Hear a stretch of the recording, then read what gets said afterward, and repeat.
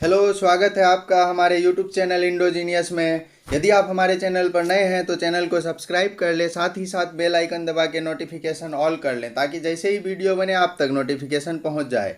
आज हम आपके लिए बहुत ही महत्वपूर्ण विषय लेकर के आए हैं। जो भी परीक्षार्थी 10th क्लास का सेकेंड टर्मिनल एग्जाम द्वितीय सार्वधिक परीक्षा दे रहे हैं, जिसका कल सोशल साइंस का परीक्षा होने वाला है, उसका क्वेश्चन पेपर लेकर के हम आए हैं। जी हाँ, एकदम बिल्कुल सटीक क्वेश्चन जो कल आपका परीक्षा में आने वाला है वो हम आपके लिए अभी लेकर के आए हैं। तो आप पूरा क्वेश्चन को कर लें ताकि जाकर के एग्जाम में आप आसानी से क्वेश्चन को सोल्व कर पाएँ। तो आइए शुरू करते हैं वीडियो को। क्वेश्चन नंबर 1 जो कल आने वाला है आपका परीक्षा में, वो है इनमें से कौन बीमारू राज्य नहीं है। तो ऑप्शन दिया है इसका बिहार, मध्य प्रदेश, उड़ीसा और कर्नाटक। तो बिहार, मध्य प्रदेश, उड़ीसा, कर्नाटक में बीमारू राज्य कौन नहीं है? ऑप्शन नंबर डी, कर्नाटक, इसका बिल्कुल सही जवाब होगा। क्वेश्चन नंबर 2 है, समुद्र की तली पर उत्पन्न भूकंपीय तरंगों से होने वाली तबाही क्या कहलाती है? तो समुद्र की सतह पर जो है भूकंपीय तरंग से उत्पन्न होने वाली तबाही को सुनामी कहते हैं, यानी ऑप्शन बी इसका बिल्कुल सही जवाब होगा। क्वेश्चन नंबर 3, हिमस्खलन की समस्या कहाँ उत्पन्न होती है? तो हिमस्खलन की समस्या जो उत्पन्न होती है वो होती है पर्वतीय भागों में, यानी इसका ऑप्शन सी बिल्कुल सही जवाब होगा। क्वेश्चन नंबर 4, भूकंप का खतरा भारत के किस जोन में सर्वाधिक होता है? तो भूकंप का खतरा जो है भारत के जोन नंबर 5 यानी ऑप्शन डी में जो है अधिक पाया जाता है। क्वेश्चन नंबर 5, अर्थव्यवस्था आजीविका अर्जन की एक प्रणाली है, यह कथन किसका है? तो अर्थव्यवस्था जो है आजीवन अर्जन का एक प्रणाली है, यह कथन जो है ब्राउन का है, यानी ऑप्शन ए बिल्कुल सही जवाब होगा। आपको जो है टोटल करेक्ट आंसर मिलेगा, यानी आपका जो टोटल क्वेश्चन 42 है उसमें से 42 का 42 बिल्कुल सही होगा। तो एकदम इस वीडियो को रट लो ताकि कल जो एग्जाम देना है आपको उसमें आपका एकदम पूरा बढ़िया एग्जाम जाए। क्वेश्चन नंबर 6, वर्तमान में भारत के राष्ट्रीय आय में सर्वाधिक योगदान किस क्षेत्र का है? तो सर्वाधिक योगदान जो है वो प्राथमिक क्षेत्र का है, ऑप्शन नंबर ए बिल्कुल सही जवाब होगा। क्वेश्चन नंबर 7, गरीबों के कुचक्र की व्याख्या किस अर्थशास्त्री ने की? तो कुचक्र की व्याख्या जो है रेगनर वर्क्स ने की है, यानी ऑप्शन डी इसका बिल्कुल सही जवाब होगा। क्वेश्चन नंबर 8, आय और उपभोग में अंतर को क्या कहते हैं? तो आय और उपभोग में जो अंतर होता है उसको बचत कहा जाता है, यानी ऑप्शन बी इसका बिल्कुल सही जवाब होगा। क्वेश्चन नंबर 9, जर्मन राइन राज्य का निर्माण किसने किया था? जर्मन राइन राज्य का निर्माण किसने किया था? तो इसका जो सही जवाब होगा वो होगा नेपोलियन बोनापार्ट, ऑप्शन बी इसका बिल्कुल सही जवाब होगा। क्वेश्चन नंबर 10, अप्रैल थीसिस किसने लिखी थी? क्वेश्चन नंबर 10, अप्रैल थीसिस किसने लिखी थी? तो इसका जो सही जवाब होना है वो है लेनिन ने, ऑप्शन ए। क्वेश्चन नंबर 11 है, नरोत्तम सिंहानुक कहाँ के शासक थे? तो नरोत्तम सिंहानुक जो है वो कहाँ के? कंबोडिया के शासक थे, ऑप्शन नंबर डी इसका बिल्कुल सही जवाब होगा। क्वेश्चन नंबर 12, हिंद चीन में बसने वाले फ्रांसीसी कहे जाते हैं। तो हिंद चीन में बसने वाले फ्रांसीसी को कोलेन कहा जाता है, यानी ऑप्शन सी इसका बिल्कुल सही जवाब होगा। क्वेश्चन नंबर 13, जेनेवा समझौता किस ईस्वी में हुआ था? तो जेनेवा समझौता जो है वो कौन से ईस्वी में हुआ था? ऑप्शन नंबर सी 1954 ईस्वी में। क्वेश्चन नंबर 14, वल्लभ भाई पटेल को सरदार की उपाधि किस किसान आंदोलन के दौरान मिली थी? तो वल्लभ भाई पटेल को सरदार की उपाधि जो मिली थी वो बारदोली आंदोलन के दौरान मिली थी, यानी ऑप्शन ए इसका बिल्कुल सही जवाब होगा। क्वेश्चन नंबर 15, गदर पार्टी की स्थापना किसने की थी?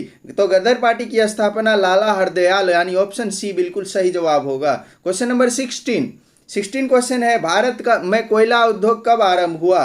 तो भारत में कोयला उद्योग जो है वो 1914 ईस्वी में आरंभ हुआ था, यानी ऑप्शन डी इसका बिल्कुल सही जवाब है। क्वेश्चन नंबर 17 है, फ्लाइंग स्ट्रल का आविष्कार किसने किया था? तो फ्लाइंग स्ट्रल का आविष्कार जॉन के ने किया था, यानी ऑप्शन सी इसका बिल्कुल सही जवाब होना है। क्वेश्चन नंबर 18, 1917 में भारत पहली जूट मिल किस शहर में स्थापित किया था? तो भारत पहली जूट मिल 1917 में ऑप्शन ए कोलकाता में स्थापित किया था, यानी ऑप्शन ए इसका बिल्कुल सही जवाब होना है। क्वेश्चन नंबर 20, भारत के किस राज्य में भारत के किस स्थान पर पहला परमाणु ऊर्जा केंद्र स्थापित किया गया? तो पहला परमाणु ऊर्जा केंद्र जो है तारापुर में स्थापित किया गया था, यानी ऑप्शन बी इसका बिल्कुल सही जवाब होगा। क्वेश्चन नंबर 21, प्राकृतिक गैस किस खनिज के साथ पाया जाता है? तो प्राकृतिक गैस जो है वो पेट्रोलियम खनिज के साथ पाया जाता है, यानी ऑप्शन ए इसका बिल्कुल सही जवाब है। क्वेश्चन नंबर 22 क्वेश्चन जो है यह है आधुनिक विश्व में उद्योग मुद्रा रूपी यस्त्र शस्त्र धारण किए हुए है, यह कथन किसका है? तो 22 नंबर क्वेश्चन का जो सही जवाब है वो है प्रोफेसर मार्शल, ऑप्शन ए बिल्कुल सही जवाब है। क्वेश्चन नंबर 23, इनमें कौन साख पत्र नहीं है? तो इनमें से कौन सा साख पत्र नहीं है? ऑप्शन सी मुद्रा। क्वेश्चन नंबर 24, व्यावसायिक बैंकों का सर्वप्रथम राष्ट्रीयकरण कब किया गया था? तो व्यावसायिक बैंकों का सर्वप्रथम राष्ट्रीयकरण 1969 ईस्वी में किया गया था। क्वेश्चन नंबर 25, भारत की वित्तीय राजधानी किस शहर को कहा जाता है? तो भारत की वित्तीय राजधानी जो है वो मुंबई को कहा जाता है, ऑप्शन ए बिल्कुल सही जवाब होगा। क्वेश्चन नंबर 26 है आर्थिक विकास का तीसरा क्षेत्र क्या है? तो आर्थिक विकास का जो तीसरा क्षेत्र है वो है शिक्षा का क्षेत्र, यानी ऑप्शन सी बिल्कुल सही जवाब है। क्वेश्चन नंबर 26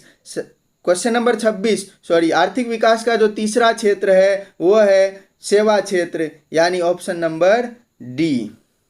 क्वेश्चन नंबर 27, महासागर की तली पर होने वाले कंपन को किस नाम से जाना जाता है? तो महासागर की तली पर होने वाला कंपन सुनामी के नाम से जाना जाता है, ऑप्शन सी बिल्कुल सही जवाब है। क्वेश्चन नंबर 28, मलबे के नीचे दबे हुए लोगों को पता लगाने के लिए किस यंत्र की मदद ली जाती है? तो मलबे के नीचे दबे लोगों का पता लगाने के लिए इंफ्रारेड कैमरा का उपयोग किया जाता है, यानी ऑप्शन बी इसका बिल्कुल सही जवाब होना है। क्वेश्चन नंबर 29, ग्राम पंचायत का प्रधान कौन होता है? तो ये तो बिल्कुल हलवा सवाल है। ग्राम पंचायत का प्रधान मुखिया होता है, ऑप्शन ए इसका बिल्कुल सही जवाब होगा। क्वेश्चन नंबर 30, नगर का प्रथम नागरिक किसे कहा जाता है? तो नगर का प्रथम नागरिक जो होता है वो महापौर होता है, ऑप्शन नंबर बी इसका बिल्कुल सही जवाब है। क्वेश्चन नंबर 31, न्याय मित्र किस संस्था का सेवक है? न्याय मित्र जो है वो ग्राम कचहरी का सदस्य होता है, यानी ऑप्शन ए इसका बिल्कुल सही जवाब होगा। क्वेश्चन नंबर 32, दलित युवाओं का संगठन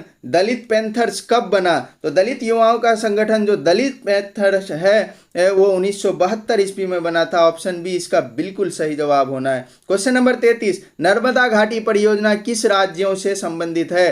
तो नर्मदा घाटी परियोजना जो है वो कौन से राज्य से संबंधित है? Option number D Gujarat, Maharashtra और मध्य प्रदेश से संबंधित है। क्वेश्चन नंबर 34, सूचना के अधिकार आंदोलन की शुरुआत कब और कहाँ की गई?